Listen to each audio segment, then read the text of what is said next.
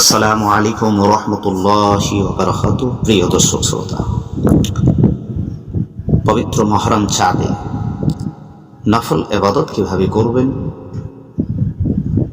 কত রাকাত নামাজ আদায় করবেন এবং কয় রাকাতের নিয়ত হবে। সম্মানিত দর্শকবৃন্দ, রাসূল পাক সাল্লাল্লাহু আলাইহি ওয়াসাল্লাম বলেছেন, যে ব্যক্তি মহরম মাসে প্রথম রাত থেকে শুরু করে যে কোনো রাতে 2 রাকাতের নিয়তে মোট 8 রাকাত নামাজ আদায় করবে এবং তার প্রত্যেক রাকাতে সূরা ফাতিহার পরে সূরা ইখলাস পাঠ করবে, আল্লাহ তাআলা তার মাল, আসবাব ও সন্তানদের সমস্ত বছর অর্থাৎ 1 বছর হেফাজত করবেন। সুবহানাল্লাহি ওয়া বিহামদিহি।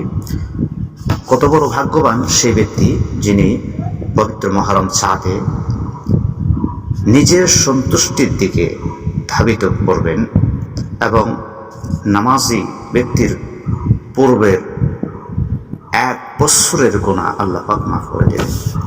আরেকটি বর্ণনায় আছে যে মহরম মাসে প্রথম রাতে যদি কোনো ব্যক্তি 8 রাকাত নামাজ এরূপভাবে আদায় করে, এছাড়া এই 10 দিনের মধ্যে যে কোনো দিন আদায় করে, তাহলে ওই ব্যক্তিকে যদি সে শিরক বিদআত না করে থাকে, তবে কিয়ামতের দিনে রাসূল পাক সাল্লাল্লাহু আলাইহি ওয়াসাল্লাম তাকে অবশ্যই শাফায়াত করবেন।